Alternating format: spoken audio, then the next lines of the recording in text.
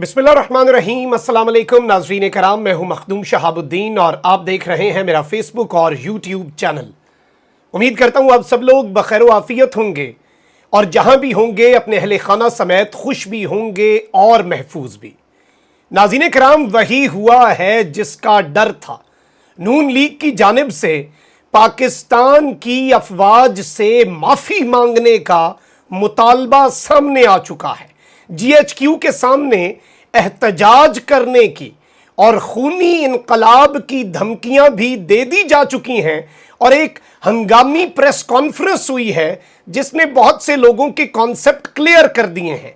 Press conference के ऊपर भी नजर दौड़ाएंगे और आपके सामने कुछ चीजें भी चलवानी हैं, लेकिन इस वक्त एक चीज बड़ी वाज़ेह हो चुकी है कि बहुत से लोगों ने माजी से सबक नहीं सीखा और नून लीग के बारे में यह बात मशहूर थी कि जब इन्हें जरूरत होती है तो ये पांव पकड़ते हैं और जब जरूरत पूरी हो जाती है तो ये आकर आपका गला पकड़ लेते हैं। और इस वक्त मुख्तदर हलकों, सुप्रीम कोर्ट और इदारों के हवाले से भी नून लीग ने यही जारहाना पॉलिसी अपना ली है। पाकिस्तान की आला अदलिया पर हमलों से लेकर इस वक्त GHQ के सामने जाने तक की बातें, और इस वक्त एक नया मुहावरा पाकिस्तान की तारीख में हमेशा याद रखा जाएगा। इससे पहले आप अंगूर खट्टे हैं सुनते आए थे, अब एक नया मुहावरा नून लीग की वजह से बड़े अरसे तक पाकिस्तान की पॉलिटिकल हिस्ट्री में याद रखा जाएगा, और वो मुहावरा है बूट खट्टे हैं।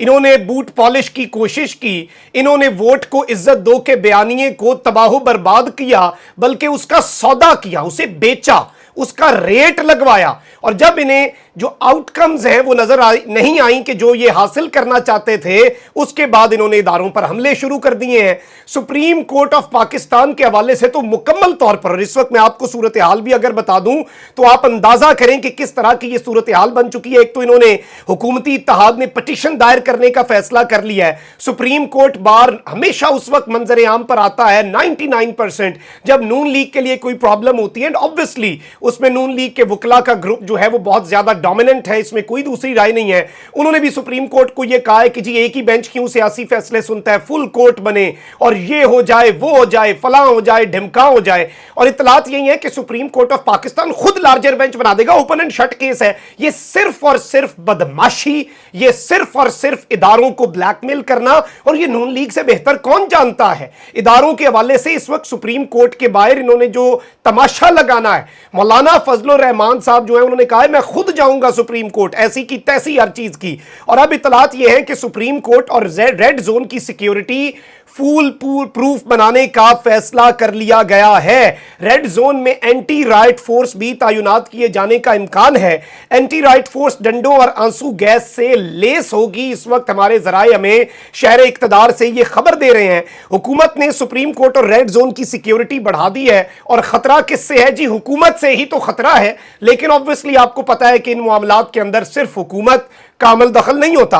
हिदायत जारी की गई है कि सियासी कारकुनों को सुप्रीम कोर्ट तक रसाई ना दी जाए, रेड जोन में दाखिला ऑफिस कार्ड की बुनियाद पर ही दिया जाए, और रेड जोन में कैदी वैन्स और वाटर कैनन गाड़ियां भी रखने पर गौर किया गया है। और उसके हवाले से भी इत्तलात यह है कि रात गए जो फूल प्रूफ सिक्योरिटी का प्लान है वो मुकम्मल कर लिया जाएगा, उसे हतमी शक्ल दे दी जाएगी।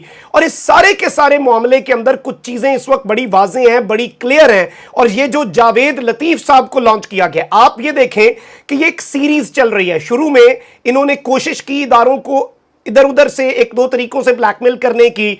जावेद लतीफ की प्रेस कॉन्फ्रेंस थी, फिर साद रफीक की एक प्रेस कॉन्फ्रेंस, और अब कल जो लिबर्टी में साद रफीक साहब ने पाकिस्तान के मुख्तदर हलकों और एस्टैब्लिशमेंट के ऊपर इल्जामात लगाए कि इदारा तो न्यूट्रल हो गया, इदारे में कुछ लोग न्यूट्रल नहीं हुए। 2011 में प्रोजेक्ट इमरान खान इदारों ने लॉन्च किया, और अब जाकर ये जो इदारे हैं पाकिस्तान के, ये इनके अंदर 2022 में भी प्रोजेक्ट इमरान के कुछ सहूलतकार मौजूद हैं। ये एक बहुत बड़ा एक्यूजेशन है कि आपका इदारा न्यूट्रल होने का क्लेम कर रहे हैं, उसमें लोग न्यूट्रल नहीं है। और इसके अलावा इन्होंने मरियम नवाज शरीफ साहिबा को अब डायरेक्टली कमान दे दी गई है, शहबाज शरीफ और हमजा को पीछे कर दिया गया। और ये कोई फम्मे काके नहीं है, ये नहीं कि शहबाज और हमजा फौज کے آگے لیٹ گئے تھے, نواز شریف انقلابی تھا, اور اب شہباز اور حمزہ کو اس نے سائیڈ لائن. یہ سب ملے ہوئے ہیں, یہ سب سیاست کے کھلاڑی ہیں, یہ فائدہ لینا جانتے ہیں. انہوں نے گڈ کاپ بیڈ کاپ کے ساتھ ہمیشہ ایک وتیرہ رکھا ہے, اور اس مرتبہ ملک کا بیڑا غرق کرنے کا منصوبہ بنا لیا ہے. ان کا اپنا طلعت حسین جو ہے وہ کہتا ہے کہ اس وقت نون لیگ کے ووٹ کی وقت نہیں ہے, آزاد امیدوار خود جیت جائے اس کا اپنا ووٹ ہے, لیکن اگر وہ نون لیگ کی ٹکٹ حاصل کرے تو اس کا بیڑا غرق ہو جائے, یعنی کہ اپنے ووٹ بھی ضائع ہو جاتے ہیں. اب جو پریس کانفرنس اس وقت جاوید لطیف کی طرف سے کی گئی ہے, یہ بڑی خطرناک, بہت الارمنگ پریس کانفرنس ہے. کچھ کلپس بھی آپ کے سامنے چلواتا ہوں. اور انہوں نے کہا ہے کہ پہلے غلطی تسلیم کریں, پھر قومی مفاد کی بات کریں. آپ سے بہت سی غلطیاں ہوئی ہیں, آپ سے بہت سے جرائم ہوئے ہیں, آپ کو انہیں تسلیم کرنا ہوگا. بلکہ آپ پہلے یہ جاوید لطیف کا کلپ سنیں, اس کے بعد گفتگو جو ہے اسے آگے بڑھاتے ہیں. کہ ہم نے غلط کیا, قوم سے معافی مانگنا ہوگی, اس کے بعد کوئی قومی مفاد کی بات کرے. مگر بدقسمتی ہے پاکستان کی کہ اداروں میں بیٹھے لوگ, کچھ لوگ اپنی خواہشات کی تکمیل کے لیے اس حد تک چلے جائیں گے. یہ کم از کم کچھ لوگوں کو, سینئر لوگوں کو احساس کم تھا. وہ سمجھتے تھے کہ پاکستان کا معاشی طور پہ دیوالیہ ہو چکا. جی, تو آپ نے یہ سنا, ان کی پریس کانفرنس کے پہلے معافی مانگنی ہوگی, اور انہوں نے یہ کہا ہے کہ کئی حلقوں سے نرم مداخلت کی آوازیں اٹھ رہی ہیں. یہ سیاسی جماعتوں کو الیکشن پر راضی کرنے کی کوشش ہے. ہمیں اوبویسلی یہ کہہ رہے ہیں کہ ہمیں گندا کر کے اب الیکشن میں دھکیلا جا رہا ہے عمران کے سامنے, اور ہم نے ہار جانا ہے. اس میں ان کا کوئی قصور نہیں, سارا آپ کا قصور ہے. انہوں نے کہا کہ پالیسی ساز اداروں کو سوچنا ہوگا, پہلے اپنی کی ہوئی غلطیاں تسلیم کریں, پھر قومی مفاد کی بات کریں.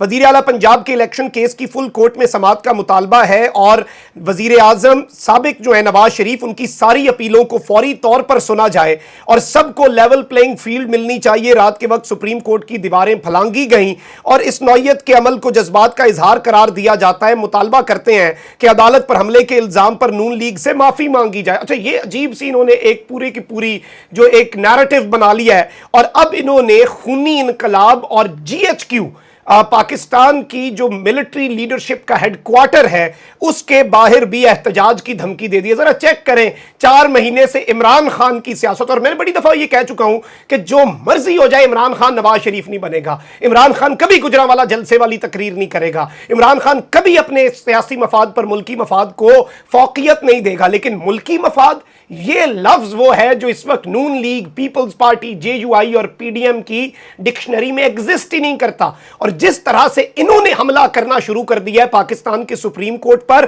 گندے غلیظ ٹرینڈز, یقین مانے جو ٹرینڈز اس وقت ججز کے بارے میں چل رہے ہیں, فیصلے ہوئے, تنقید ہم نے بھی کی ججز کے فیصلوں کے اوپر, راتوں کو عدالتیں لگنے پر, لیکن کبھی کوئی غلط لفظ جو ہے جو بلو دا بیلٹ ہوتا ہے وہ ادا نہیں کیا. اور وہ اس طرح کے ٹرینڈ اس وقت پاکستان کے ٹاپ ٹویٹر ٹرینڈز, اور مریم بی بی کا سیل چلا رہا ہے, جو میں یہاں پر الفاظ نہیں لے سکتا. میں تو ذاتی طور پہ سمجھتا ہوں کہ اسے پڑھ کے انسان کو شرمندگی ہو. اچھا, اب اس سب کے اندر انہوں نے کہا کہ نواز شریف کے خلاف جو فیصلے کروائے گئے وہ واپس لیے جائیں, نہیں تو خانہ جنگی ہوگی. تمام ادارے واپس اپنی حدود میں چلے جائیں, 15 دن کے اندر فورن فنڈنگ کیس کا فیصلہ دیا جائے. جاوید لطیف جی ایچ کیو کے باہر احتجاج اور خونی انقلاب کی دھمکی بھی دے ڈالی.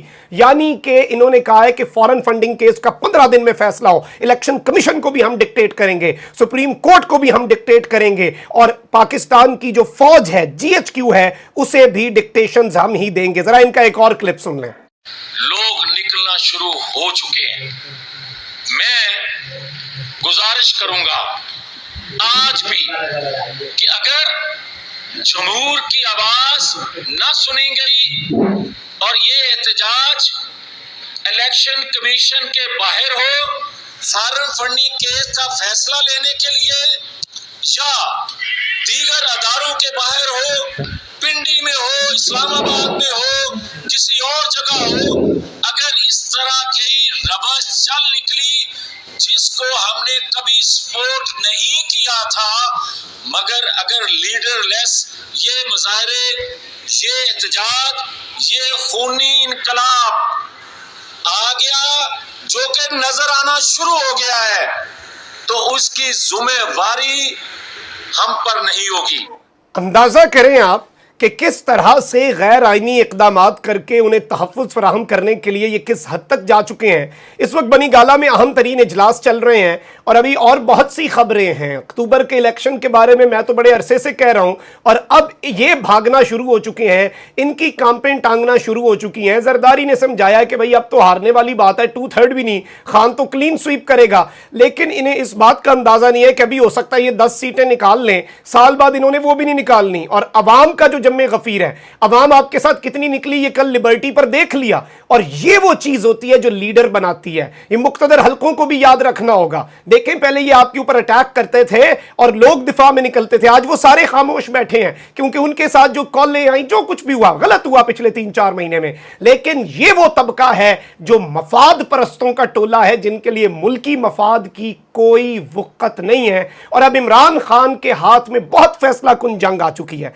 अब आप देखिएगा कि ये मामलात में कुछ खबरें अभी कंपाइल कर रहा हूं, ना सिर्फ बनी गाला से बल्कि रावलपिंडी से भी, कि वहां पर क्या मामलात चल रहे हैं, उन्हें भी डिस्कस करेंगे आने वाले वीलॉग्स के अंदर। अपना बहुत ख्याल रखें। अल्लाह निगहबान। पाकिस्तान जिंदाबाद।